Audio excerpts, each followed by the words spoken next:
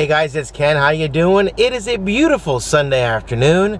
I thought today would be a good day to make something a little creepy. I do realize that your time is very valuable.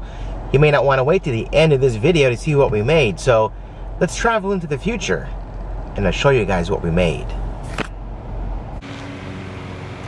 Hey, what are you guys doing here? Wait a minute.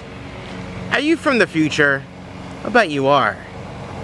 If you are, that means you're here to check out this.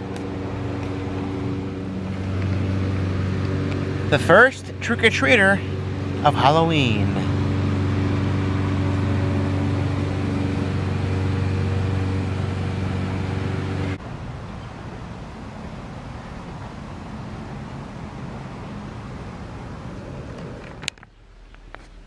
And now, our first stop of the day brings us here to the Home Depot. One painter's tarp, plastic. A painter's tarp was not the only thing I saw at the Home Depot today. While we're heading to our next destination, check out these guys. There's something you don't see every day at the Home Depot. This pig is so cute. Hi, Jordan. Can I eat that? Oh, what a little thing. What do you feed them? Pig food from Tractor Supply. Okay, so there's actually a food designated for them, and that was fun. Those pigs were like celebrities. Everybody was stopping and they had their phones out taking pictures of the pigs, asking questions. They were getting a lot of attention back there at the Home Depot. What I found interesting was that their tails were long. You think of pigs, you think of their curly Q tails. They were quite long and they were wagging their tails like puppy dogs. But now we're heading off to the Dollar Tree. And at the Dollar Tree, we're here for one thing and one thing only. It's a basket of pumpkins and skulls. She's perfect. And only $4.99. Back in our garage, just notice how serious her stare is. That stare will change as we introduce this guy. First, it's time to carve. And using this guy, I can do just that. And there's a face. Unfortunately, because it's styrofoam, it's hard to get some details, so just block in basic shapes for eyes. I didn't do a nose, and of course a mouth. And if you recall, this plastic drop cloth from Home Depot, that'll come into play next. I also tried this. It works in the same process, but it's much more challenging because it clings to itself and it's very hard to unravel. This stuff, a little easier to use. I'll show you what I mean. Alright, use my X-Acto knife here. Hacked off a piece, actually two pieces. You can see it's easier to work with because it doesn't stick to each other. I got one piece going this way and one going this way. Next, the jack-o'-lantern goes outside and is covered completely with spray adhesive. And then it's back right there. I would recommend getting a stick like this with a pointed edge and impaling your jack-o'-lantern first. And that way your object is at arm's length and you keep your fingers from getting coated in the spray. Here we go. And yes, rubber gloves would be helpful, but I forgot them this time. So next time, I'll have those on my list of things to get. But right now, we're kind of in it, so we need to finish it. Take my plastic here, stretch it along the surface of this entire jack-o'-lantern, bring everything to the center to form my stem. Alright, so maybe one more layer of adhesive in the areas where this plastic is meeting this plastic and not the styrofoam. So here we go. Okay, I really want a stem, so this isn't going to cut it for me. So I made a nice long piece of plastic, sprayed the plastic and the pumpkin again. Now, alright, 3 layers of plastic might be too much for this, but I wanted this stem, so I've got quite a stem here. Now, a little heat gun magic, not a hairdryer, heat gun. A lot of power coming from this little nozzle here. So when you do this, you shrink wrap the plastic around the jack-o'-lantern. Make sure you're outside in a well-ventilated area so you don't get yourself sick. So here goes. Ready?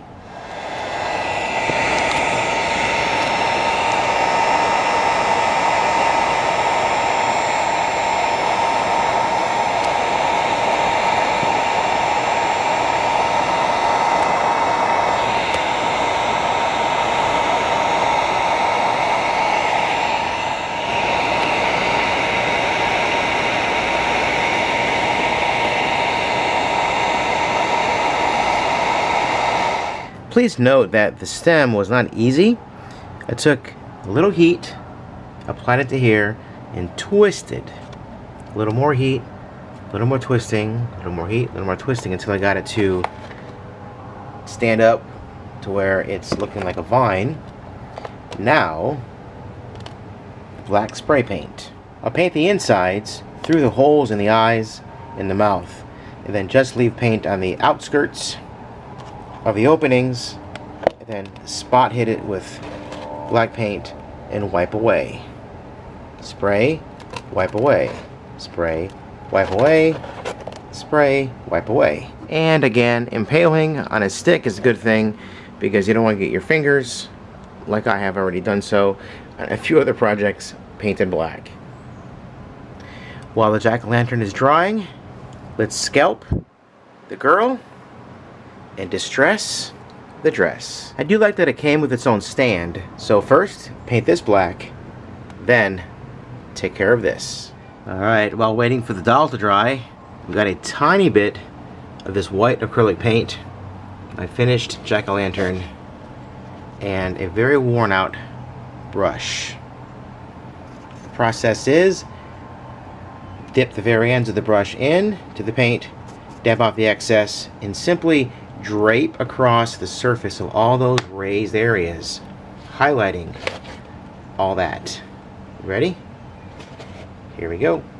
Again, very little paint on the brush, dry brush. Only gonna rake over and sweep the surfaces. I don't want to lose all that detail down in here, lose all that darkness that I created. Also gonna give the stem a nice little highlight as well. Are you ready? Here we go. And now let's put it all together. First, the stand, then the body, and finally fit the head to the body. But before that, I realized that a decapitation, a blurry decapitation, was in order. Now we can put it together. After removing large amounts of stuffing from the inside, inserting a PVC pipe down the middle, painting it black. That PVC part I talked about is this setup right here. There's the shoulders, there's the neck right here, and I cut this a little shorter, attach the head, the jack-o'-lantern head, to this part. So that'll attach the head to the shoulders. Here we go.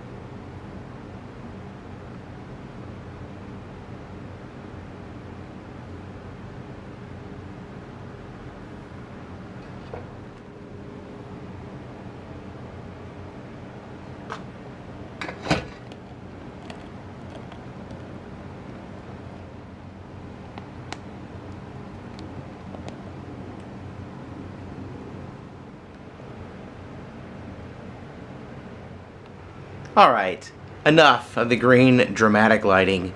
Let's head outside.